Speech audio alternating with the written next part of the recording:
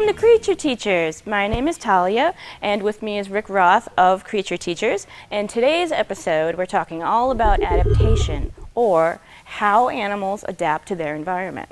How are you today, Rick? I'm fine. How are you? I'm well. Good. What are we going to be looking at today? Well, we're going to be looking at a lot of things. We have some prickly critters with us today, and of course, adaptations are so important to animals. They are basically a physical or behavioral feature that an animal has that allows it to work better in its environment. So the one that comes to mind first, and probably the most effective, is going to be camouflage. But we didn't do too much with camouflage today. We brought some other creatures, and the first one we're going to take out is a little animal that you would find if you were in Madagascar. So we will take our little tenrec friend out for us.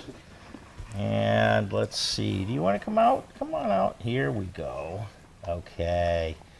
All right. Now these are a great example of how an animal can adapt to its environment by getting rid of fluffy hair and transforming it into quills or some form of protection. If we look at this animal, we'll notice that the first thing that I see with them is that this is top speed for this animal. So he is very, very slow. And being so slow, he's going to have some other way to be able to protect himself. So lots of slow animals do have something to protect themselves. Of course, we think of turtles and tortoises as being able to protect themselves very well because they have that shell. This one has spines which are going to do it. It is called a pygmy or a lesser hedgehog tenrec because he resembles a hedgehog, but he's not really related to hedgehogs. He has a lot of strange features, and one of those that we see on him, if we can look very close, you can pick him up, Talia. If we can look very closely at him, we can see that he has really tiny little eyes. So he doesn't have very good eyesight at all. So not only is he slow, but he's got very little eyesight. He can hear okay, but not terribly well. And he is nocturnal, which of course means he's going to be coming out at night and sleeping during the day. And many nocturnal animals have large eyes so they can see in the dark. This one doesn't because he doesn't really need to. He is going to be kind of walking around down in the scrub forest of Madagascar in tropical and subtropical areas. But he doesn't come from the rainforest. He's more from these scrub forests, and he could crawl around. They say that they climb. He doesn't really look like he's equipped to climb very well. But he would be down in the leaf litter eating all kinds of things. They are omnivores, so they're going to eat bugs. They're going to eat some fruit sometimes that might fall down, and lots of other things. But the thing that is the weirdest feature about him, of course, is those wonderful quills that he has. And quills on all animals that we see quills on, those quills are nothing but modified hair. So each one of these things that you see here as a quill is a hair, but it's a modified hair, which means that it's much, much thicker, and believe me, very, very pointed. Now, what I think is kind of cute on him is his tail. He has this weird, it almost looks to me like a duck tail. It just kind of goes down under there. And the reason for that is because he's going to curl up into a ball to protect himself. Lots of these kinds of animals that have quills are going to have a very soft belly. We'll notice that on the next animal as well. And not a lot of hair around the, or quills around the face, but this is because they're going to roll up in a defense. If they're sleeping, they kind of lay out, but if they're defending themselves, they're going to roll up into a ball, and that weird tail of his is going to come up and cover his face so that nothing's going to be able to get to him and eat him. So this is full size for this particular animal. And I think what we can do now is kind of move on to the next one. We're going to keep him out so we can kind of compare these a little bit. And we're going to take out our next animal. This particular one is from Africa, but there are a lot of hedgehogs around the world. The one that we are familiar with is going to be one that comes from England and some of the Scandinavian countries. But this one is what's known as a pygmy African hedgehog. And I'm not sure if you can hear him. Sounds like try a and pick him out. Oh, boy. He's very spiny. Now, you see what he's doing here. He's curling up because he doesn't want me to pick him up. And those quills are all going up in the air. And when they do that, he's near impossible to pick up. just his own body weight is enough to keep him from me from picking him up. But now he knows that it's me, and he's going to let me pick him up, and he's going to be a little bit more inclined to let us see him. If you look, you can see his face. He's got a really cute face. Adorable little grumpy face. See if I can turn him so that you can see his face a little bit more. There you go. So he does have a very cute face, and he's waking up right now. Again, this is a very nocturnal animal. But look at the similarities that we see. These are not related animals, but they are very, very similar. Can we get them close enough together here? There we go. So we can see them. They both have the quills, are even very similar in coloration. Yeah. I think that's going to help protect them a little bit. It may even camouflage them a bit. And they kind of fill in the same area in their environment. So we see, oh boy. Are they buddies? Yeah, I've never put them together, but I'm sure they're slow enough where we could take them apart if they decided to go after each other. Now, I know that in England, there are hedgehogs that actually run around in the brush, like it's a local creature. Yep. That one can just find. And they're considered to be good luck. If you have them in your garden, they're considered good luck for a number of reasons. They're really, again, very cute animals, but the other thing is they eat a lot of bugs. And so if you have a garden and you have these in your garden, they're going to be eating a whole lot of the bugs that would be bothering your garden. They're also nocturnal. So it's not like you're going to walk out into your garden and step on a prickly hedgehog. Most of the time you're out there during the day and the hedgehogs are up at night, so you're not going to run into them. And lots of times people will encourage hedgehogs to be in their garden because what they'll do is take a flower pot and turn the flower pot upside down. It gives these guys a place to go and sleep during the day and then come out at night and That's go a great idea. And yeah, so they will, whoops, don't fall off. Don't there, fall mister. off, little buddy. Okay. Once again, you might be seeing a theme here. They're both very, very slow. So these are slow animals that need some way to be able to protect themselves. And so with them, it's the quills that do it. And I know these guys, when they turn themselves into a little armored ball, that they will, even if they feel you touch them just a little bit, they'll jump they up do. and try to get you. They do.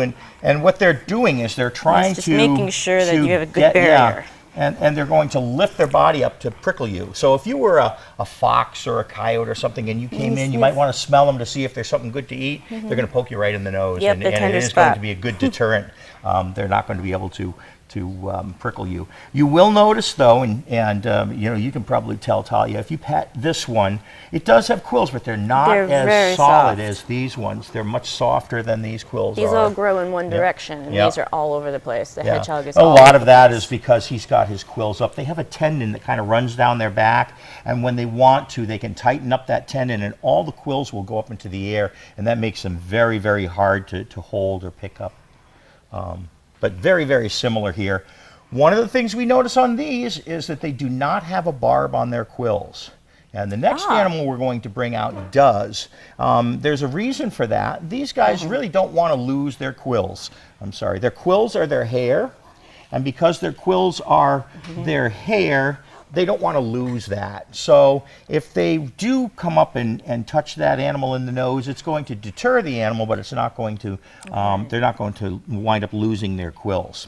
But there are some that don't really care whether they lose their quills. And I think what we're going to do is put these guys back. We're going to move on and find out whether, oops, let me get this one for you, whether the next one we have does indeed have those quills. So get you two back in here. Little guy is wonderful. And chill with me all day. His name is Kiwi, by the way. Yeah. Kiwi. All right, so I'll let you put these two back, and I am going to get the other one, and we're going to find out what that one is here. Okay. This happens to be a new favorite of mine, and you'll be able to tell what he is right when you see him. Come on out, buddy. Okay. Hello. Now this is a North American porcupine. This is. And what is his name again? Otis. This is Otis. And they are actually quite friendly creatures. They don't shoot their spines at you like most people believe. Actually, if you tip the clip off it of a spine, since it is a hair, it kind of loses all of its oomph and gets flat and kind of deflates. Okay. So this is really one of my favorites, most recent favorites. Otis is not very old. He's less than a year. He's probably maybe about 6 to 7 months now. I don't know exactly. I'd have to go back and find out his birth date. He really, hey, Otis, turn around. Baby, turn around. Otis, you're being rude here. There we go. Okay. All right. Perfect. So, these are a rodent, and they are the second largest rodents in North America. Followed by the beaver. So, yes, beavers are the first in North America, I might add. Lots of times people think capybara, and those are the largest rodent, but they're from South America. So North America, we're looking at beavers being number 1, and porcupines being number 2. Lots of times people don't even realize that porcupines are rodents. But if we look at them, we can tell very easily if we look at their mouth. Their mouth has those 2 top and bottom incisors. And I don't know if you could really see with him, but he does have orange teeth. And many rodents, especially the larger rodents, do have orange teeth. Beavers have orange teeth, and these guys have orange teeth, and a few others. And the orange is actually an enamel that they grow on their teeth. It just happens to be orange. Right. It was first thought, of course, that it was a stain on their teeth that they got from eating a lot of the wood and stuff that they do. But indeed, it's just an enamel. All right, come on over here. There you go, and you can have some more banana. You might notice that we're giving him banana. Everything loves bananas. And when I was growing up, my dad worked for the Audubon Society, and so he would bring animals home occasionally. And one that he would bring home fairly regularly was a North American porcupine named Chiquita. And of course, her name was from the fact that she loved bananas so much. So he is, he follows in those footsteps. If you look at him closely, what are you contemplating the world here? Yeah, thinking real he's hard. thinking now. We look at his eyes, and he really doesn't have very good eyesight at all. You can really walk right up to a porcupine without them realizing what's going on. As long as you're downwind. Yes, and this, of course, they are nocturnal animals, but sometimes you'll see them during the day. And you know, with this poor eyesight, they will let things come right up to them. And being another slow animal, if it happens to be a predator, they're going to be in a lot of trouble. So they have those quills. Now we're looking at him and we're seeing, well, he doesn't look like he's got quills at all. He looks like he's just a ball of black fur right now. They have 3 different types of hair. They have these white guard hairs on the top. They have this very, very thick black hair, and that black hair is what keeps them insulated in the wintertime. It's not an animal that hibernates. They are found in the North Woods where it gets very, very cold. You can give them another little piece of banana that might keep them going. And they need to stay warm. So again, they're a slow-moving animal, so they need to use that hair to keep them warm. But underneath all of that, we would notice that he does have quills. And right now, what we're seeing back here, these are his quills. You'll notice when I touch him back here, he's trying to ignore me. But those quills are very, very solid. And they have quills all over their body. The only place they don't have quills is on their face and on their belly. So those quills, let's see if we can turn you around again here. Can we see your quills? Let's see those quills. Okay, right on his back, we see all those quills. And the tail, too. So some people think that they can shoot their quills. They cannot shoot their quills or throw their quills. What they can do, though, and the reason people think that they can throw their quills, is their tail has a lot of quills on it. And if you were an animal that wanted to attack them, one of the things that they're going to do is they're going to get their tail towards you. And they want to make sure that their back is facing towards you, because that's where the business end is. And if you got too close to them, they would smack you with their tail and leave about 40 quills in you. And the reason they're leaving them in, those quills have a little barb on them. Unlike the tenrec and what happens with those is they go into you. It doesn't really hurt too much when they go in. Pulling them out is a different story. It's like pulling a fish hook out of your hand. So it really can be very, very bad for you if you get hit with quills. And this is why we always tell people when they say, you know, my dog got quilled by a porcupine, you really want to get those quills out.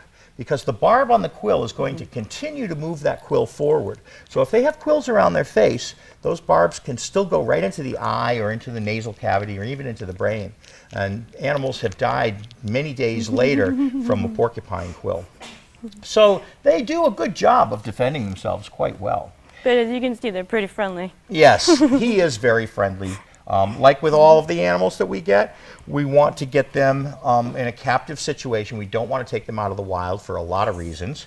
And so he was actually born in Wisconsin, and he came to us at about 5 months old.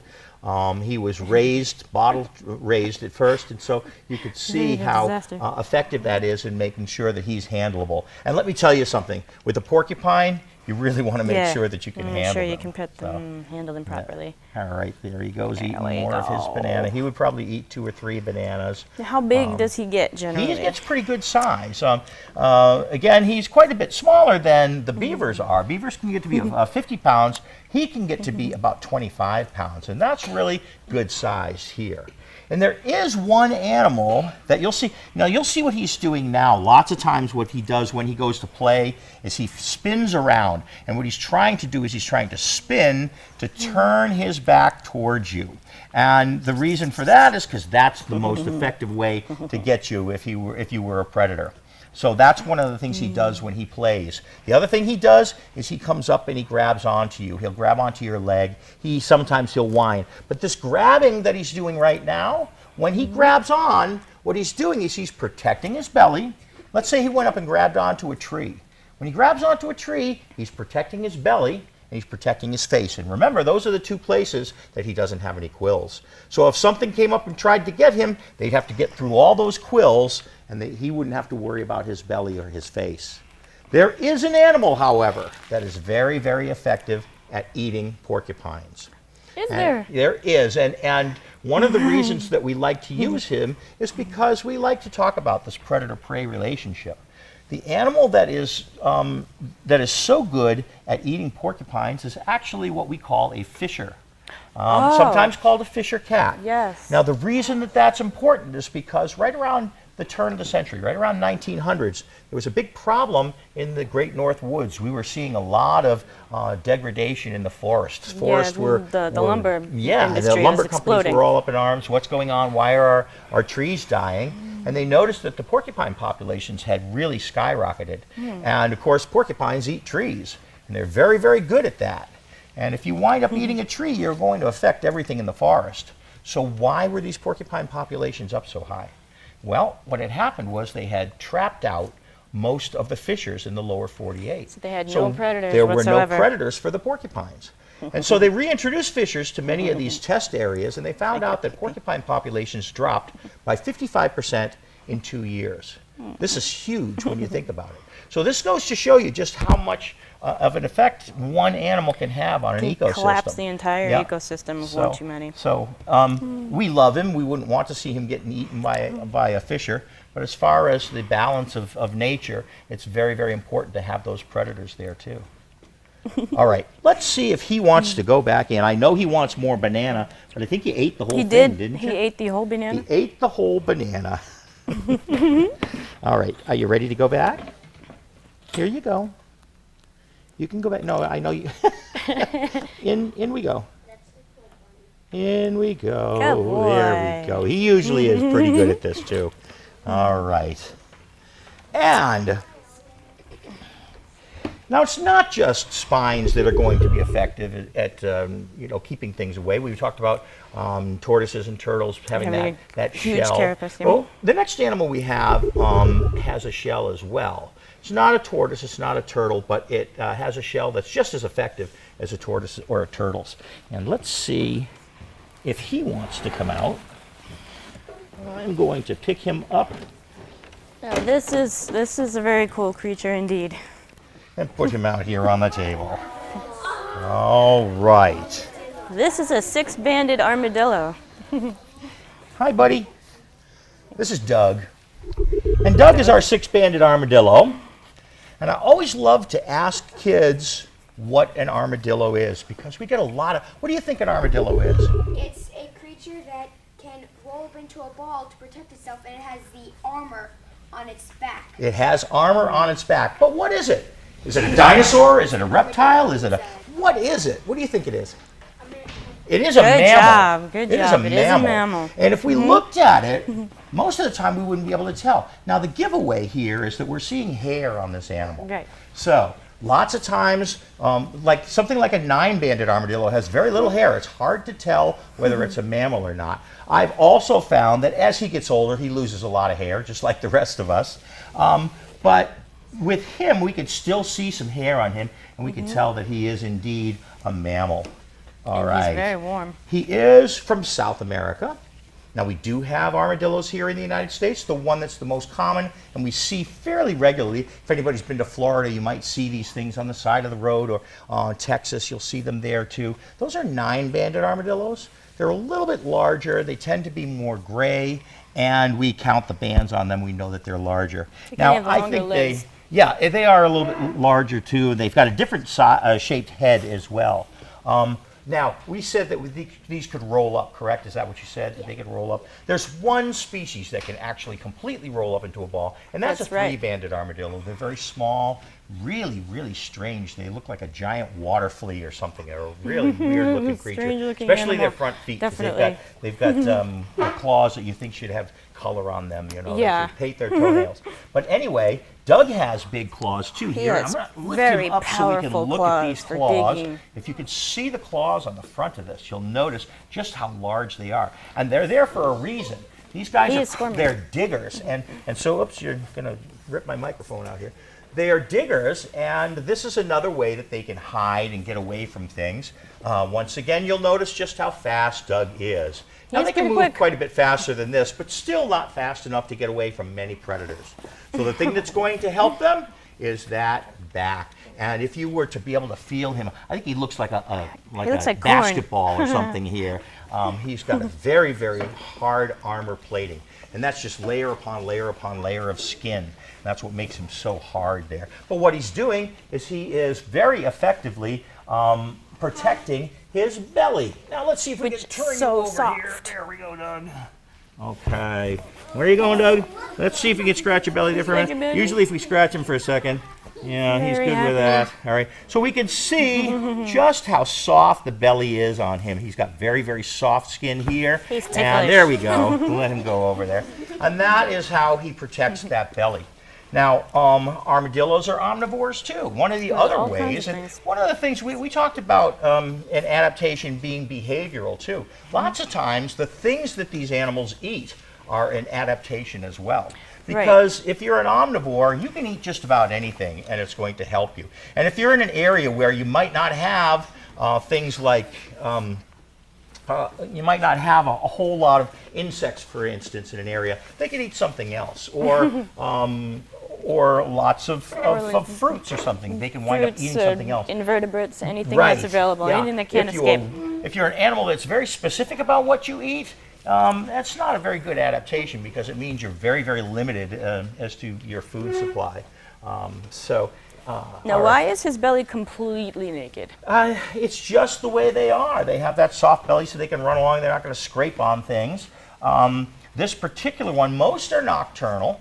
This is the only diurnal or daytime armadillo. Did I get your and tickle he does like to have his back scratched. Yeah, he does. Oh, yes. But the other thing we notice on him, they call him a 6-banded armadillo because of these black bands on him here.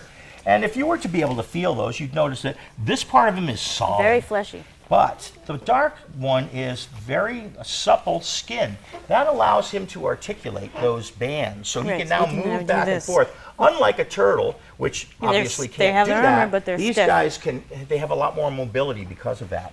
They're wonderful diggers. They do dig. Many of these will dig a new burrow every single day. These, however, do not. They tend to be homebodies, and they may stay in one burrow for up to 2 months, or until something else kicks them out. Lots of times, other animals take advantage of an animal that digs a burrow, and you know it gets crowded down there with all these different animals saying, "Hey, you don't mind if I stay here for the night?" But like 9-banded armadillos will go out and forage at nighttime, and then during the daytime, they're going to dig underground and make a new burrow every single day. And it is really neat to watch these guys because I've seen them run along and then all of a sudden just disappear underground. And there's no hole there. But what they're doing is they're digging so effectively that they just dig this hole like they're swimming in the sand. Wow, that's amazing. So they can move very quickly. And they are the color of sand, too. Yes, so that they really are. Helps. Yeah. So here we go back with the camouflage again. Farmers do not particularly care for these because they will eat crops. And on top of that, they might dig up the crops too. So a farmer could come into a field and see that these crops have not only been dug up, but eaten as well. So they're very, very destructive. And they will eat armadillos. So armadillo is considered a delicacy in many places. One thing to be aware of, though, if you happen to go someplace and there's armadillo on the menu, armadillos can carry leprosy.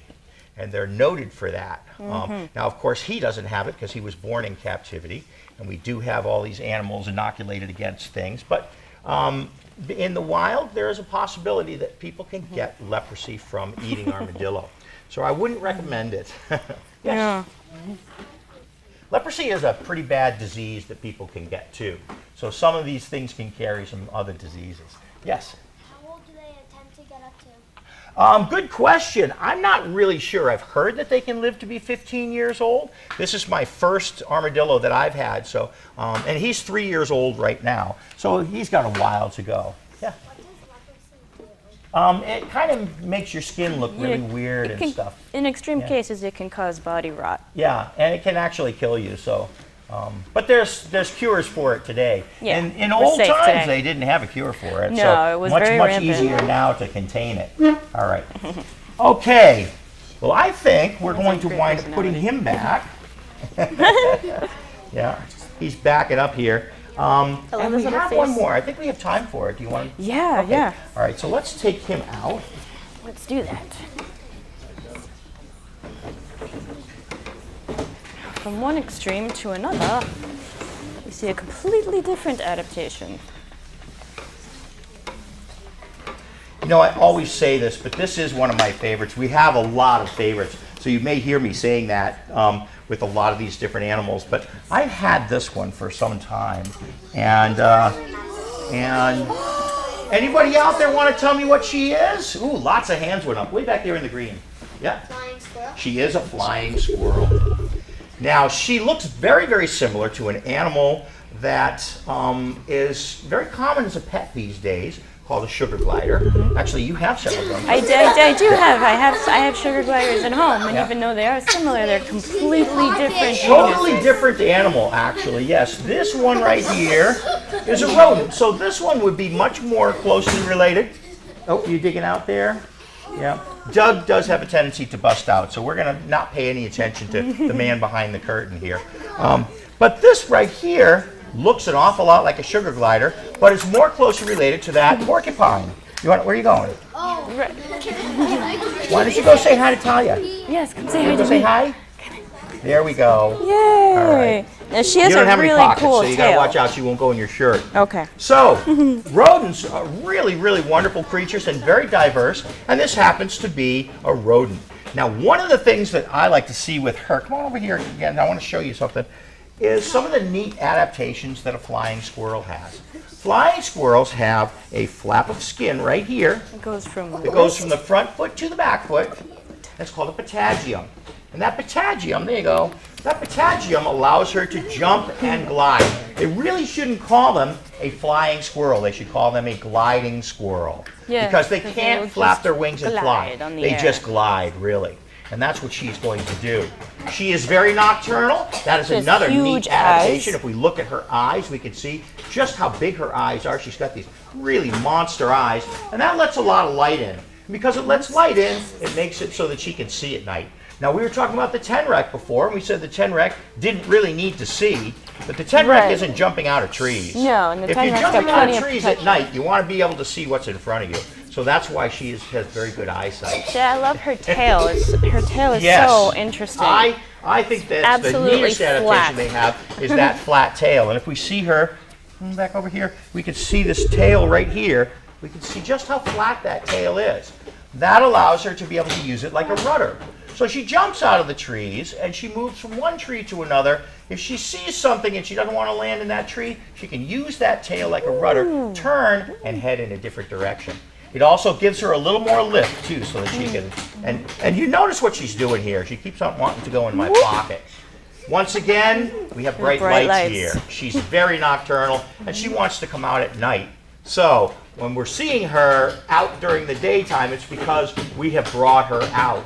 She doesn't want to be out right now, so. She is also what one would refer to as like a nocturnal pollinator. She can also function as a pollinator, spreading seeds and pollen so that the ecosystem can continue to spread itself and grow healthily.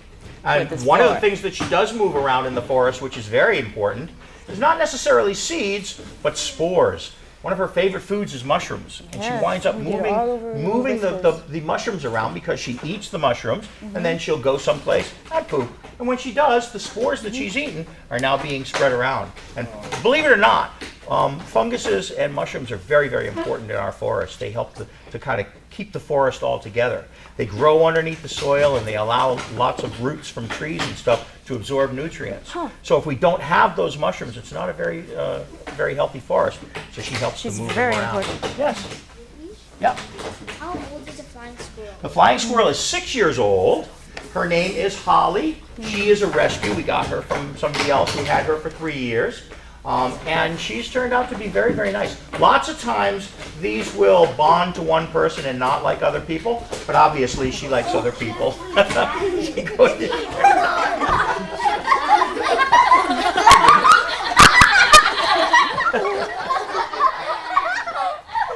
got her. all right, here we go. All right. Okay, yes. Yes. Pardon me? Are her teeth Oh, orange? you know, very good question, because she is a rodent. She is a And we rodent. said that many rodents have orange teeth. You got orange teeth, Holly? Let's take a look here. Do you? Nope. No. Nope, she's one that doesn't have orange teeth. It's mainly the larger, big rodents Yeah, that have see, that most of orange those enamel. are. You know, there are a lot of those large rodents that tend to have big orange teeth. Some rats do too. So. Yes. All right. Well, I'll tell you, I think that we saw some really cool adaptations We today. did all kinds of adaptations for different. That's not the only places in the world. adaptations that are out there. You know, we see a lot of animals with some really unique adaptations. We wouldn't have time to go through all of them, but I think we got a that'd be good wonderful. chance to see some of them today. And it was really, really fun to be here, and I hope we can do this again. Yeah, we definitely will on our Okay. next episode. And now, if you guys would like to, do we want to have them come up and say hi to Holly? Absolutely. Okay, Who would you wants kids to like say hi come to up and say hi to Holly? All right, you can come on up.